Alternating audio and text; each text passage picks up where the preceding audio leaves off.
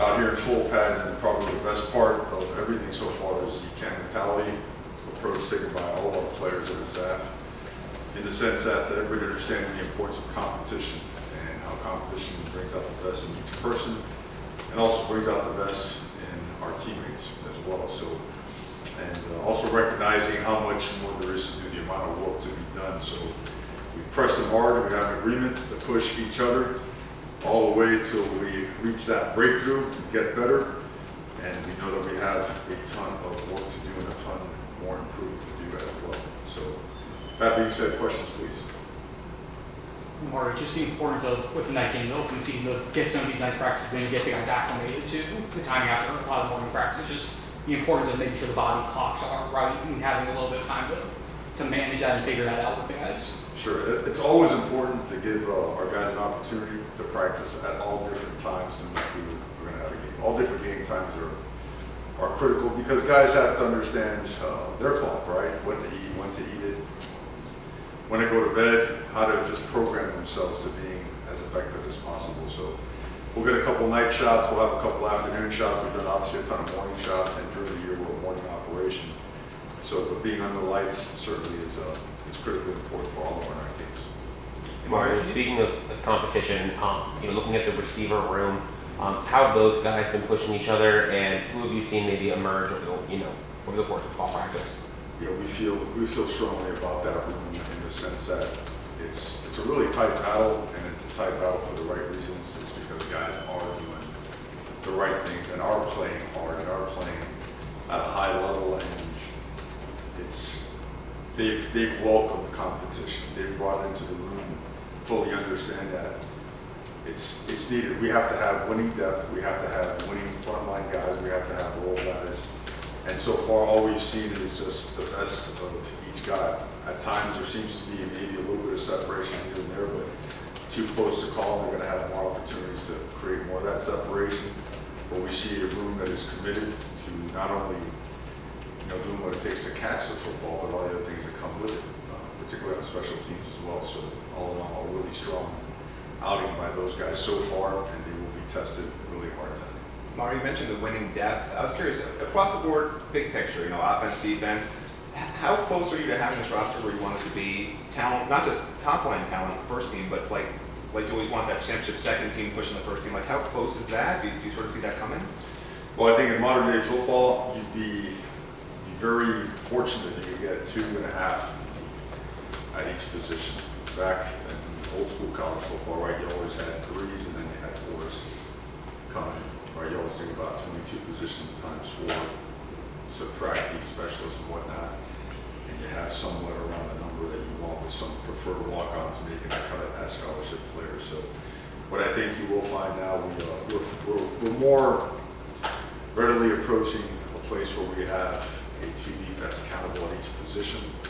We're not all the way there yet. We feel like we can have multiple guys play winning football, and that we have to continue pressing that, pushing that, knowing that at some point in time someone's going to be tapped on the shoulder that didn't expect them to have to play winning football for us. We're better. It's obviously a drastic difference roster, 3 years ago roster now, and it's never good enough. You're always going to want to. If you're a real competitor, you're going to want the first round pick at every single position on the field, right? That's hard to do, but we feel very strongly about our roster and confident about our mentality and approach and our culture. By and large, at the starter level, there's a lot of guys that are older veterans, guys that have played a lot. Do you see that out with the way they approach practice every day in camp? Is that kind of speaking? Do you believe that maturity matters during the season? Absolutely. Absolutely, it does. And you see, I was trying to look at some of the guys in the depth chart that give you the names.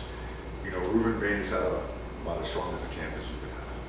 And part of that's because every single day it's him versus CC, Mino, and Markel Bell, and Matt McCoy. And you mentioned guys like Bruno, Tom Kinsler, that have really come on strong and done a bunch of good things. I look at guys like Akeem Mezel, who just took it upon himself. Working with our sports science department and with nutrition to get down a body fat that he just looks different, he moves different, he increases his power, his speed. I look at Nez Cooper, I look at CC, I look at to C.J. Daniels and Keelan Marion, right? And how important that is for some of the young receivers that are getting opportunities to go and compete for a spot with the ones and the twos. So across the board, it's as important as it gets because they, at the end of the day, they spend more time around each other than anybody else. And they must have a positive impact on the rest of those guys for us to have a strong culture. A lot of new faces at corner in particular, along with guys returning, right? But how has the competition out of those guys performed so far in camp? A lot of guys to mention, probably too many to get in depth on each one, but it's been strong and it's going to be continued. The competition will continue all the way throughout the end of camp and beyond. You know, we're still, I believe, 17, 18 days out until game one. And we're repping everybody with everybody. We're repping multiple packages, multiple combinations. We're putting them in really adverse situations to see how they respond. And we're giving everybody an opportunity, you know, to make sure they can show what they can do to help the team win. So all in all, I think the culture is getting more callous because of competition. And what you're seeing is, again, you're seeing the best out of most guys. And you're seeing that just make other guys around them better. It's been a really good camp. Obviously, you know, it'll be very vague during this time of year as it relates to certain things, but we got work to do, and you'll probably hear that 6 more times. Coach, bringing in a guy like Marty Brown, just what he adds to the running back room, and the fact he has experience at winning at a championship level, obviously at the FCS level, but what does he bring to the room, and how much is that experience that he had last year? And what do you think that can help bring you guys this year? Big physical runner with a lot of speed, a lot of experience, 1,000+ yards. Every scheme imaginable. They ran power, counter, ISO, ram slam, wide zone, tight zone, do over. They do it all. So when he hears it in a different language, there's not a major adjustment. He's very confident. He's an unbelievably just personable guy. Like I don't think he's ever had a bad day just as a human being. So he brings great energy to the table. He and the rest of that running back group are very tight. Their competition is really elevated because of him, because of Chris Humphrey, because of Gerard Pringle. All in all, just a very strong camp for him and the rest of that position. Mario, just with Carson, in what areas have you seen with him helping the receivers, either the way he delivers the ball, talks to them, just examples of how he's helping, what you've seen, how he's helping this group? Sure. His experience shows because he knows what it's supposed to look like, and he has a lot of familiarity with our concepts. And the amount of time that he spends with our people, and it's extraordinary. He's here early, he's here late. He's got a great relationship with those guys because even while he was hurt, he spent a lot of time around the receivers and the offensive line, and they forged some really strong relationships. So there's no, like we throw out sensitivity around here, man. You know, if you're sensitive, it's not gonna be fun. You know, you gotta be able to take legitimate like coaching and the right type of feedback, you know, and sometimes it's professional criticism. And those guys have the type of relationship where they can work out the kinks and really push it and push themselves to actually like high effort opportunities and get that performance level at a particular route, a particular concept, the level we want it to get to. And that's hard, that's a lot of repetition, you know, and it's hot and it's day after day. You see it. I think he leads in that way. I think he's got a great relationship with the offensive line as well, which helps a bunch to the relation protections in the run game. So all in all, the passing game just keeps getting more and more in sync as camp goes on. And the experience of Carson Beck is really, it's showing up strong. Marty, I think you said, I think it was at ACC Media Day, but talking about like telling the whole story of this program's trajectory. Not to talk about that, anyone who was here 4 years ago, but just how have you seen the level of competition, level of talent, just the ability of the team grow, you know, August 15th, whatever today is, 2025 to this time in 2022. You're asking what's it? Like the program's trajectory and how the team has gotten more talented, more competitive, more whatever you want to say about them. Yeah, it seems it's obviously drastic from the roster standpoint, from the depth standpoint. I think a lot of it shows up in the simplicity of your team GPA. The team GPA was, shame to say it, but it was a 2.4 on arrival. Those guys are butting their heads at a 3.2+. It's pride in performance in everything you do. understanding that being a better human being off the field and really caring and having a high care factor is going to carry over to what you love to do is play football. So proud of the progress, hungry and driven more than ever for what's to come, because it feels like the level of, I don't know, DNA, the level of determination just gets stronger, and it's seen in practice. I think when you watch us practice and you see effort and physicality, you see finish. I think you see just a driven organization. So trajectory is great, it's going this way, and we want to make sure nothing gets in the way of it continuing. Coach, talk to us about your process of keeping the standard and the culture in the locker room.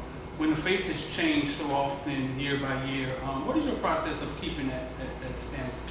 Well, certainly it changes a lot more now than it used to, right? Now I've seen teams up to 60 new faces a day. It's almost like coaching a one-year team every single year. And it starts with getting the right people, right?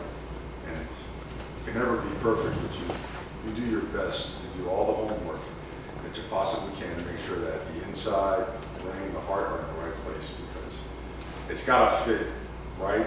And if it's not a perfect fit, that's okay too. We don't want overruns. We don't. We want to help everyone achieve their absolute best while also conforming to a culture that wants nothing but the best for the team.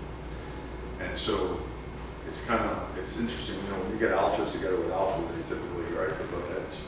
And then our job is to put them in settings and situations where those alphas kind of start realizing that the opponent's on the other side.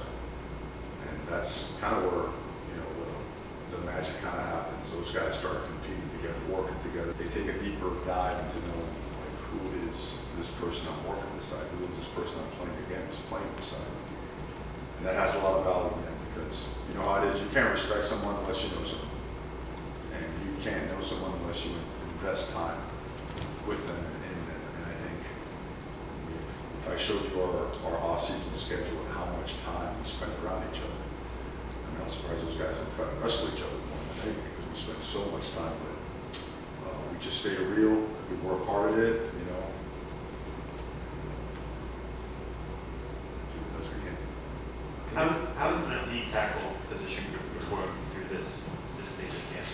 Strong and developing stronger. David Blaze had a great camp. I think Ahmad Moten and Justin Scott have both done really, really well. Those guys are explosive and strong.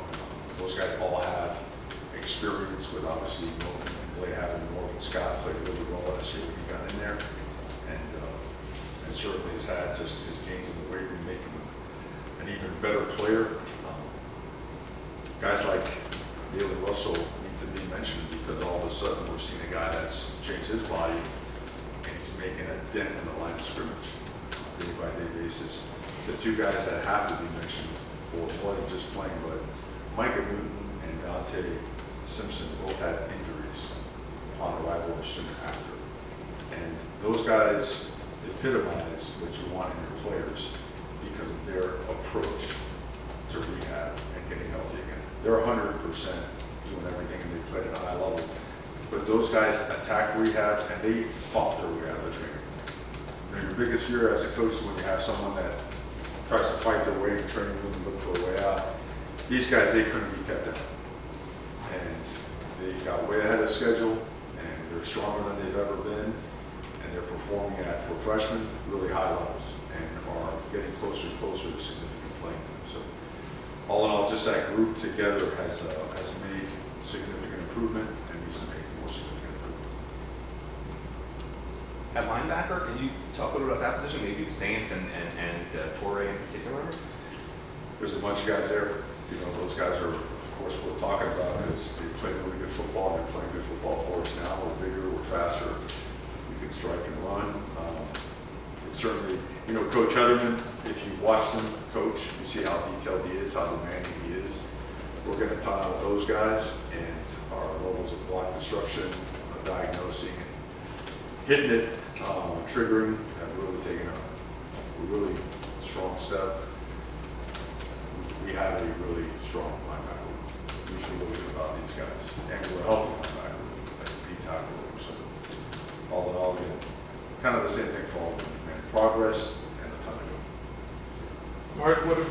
would you like to see from your team to finish out the rest of this month? What areas would you like to see more? The same thing we started with, you know, you always come, this is practice 13 now, right? And in practice 13,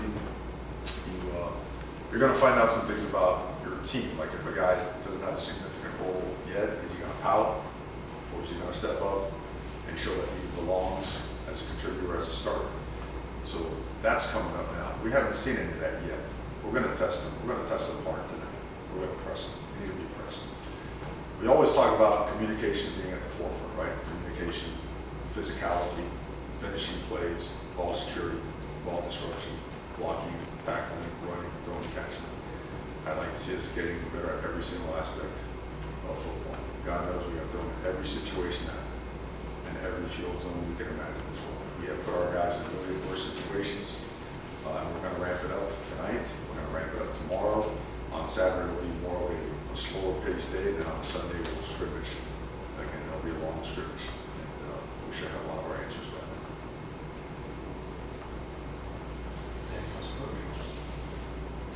All right, thank you, Coach. Good. Thank you, guys. Thank you.